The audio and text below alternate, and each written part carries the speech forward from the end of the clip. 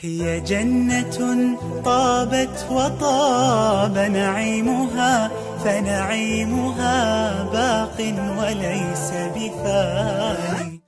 دار السلام وجنة المأوى ومنزل ثلة الإيمان والقرآن.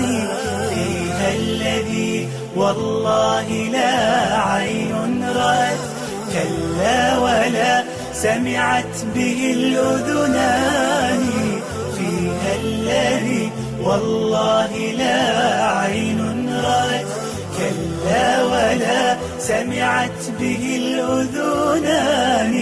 أنهارها تجري لهم من تحتهم، محفوفة بالنخل والرمان. غرفاتها من لؤلؤ وزبرجد، وقصورها من خالص العقيان.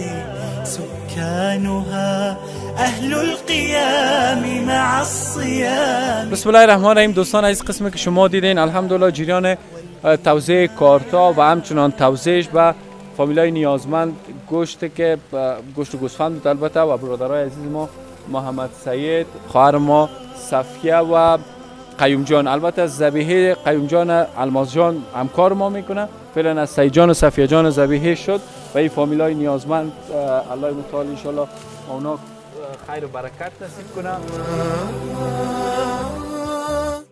أكرم بجنات النعيم وأهلها، إخوان صدق أيام إخواني.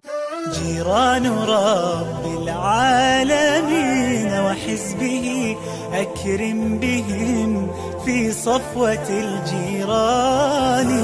وإذا بنور ساطع قد أشرقت، منه الجنان قصيها والداني. وإذا بربهم تعالى فوقهم، قد جاء للتسليم بالإحسان. قال السلام عليكم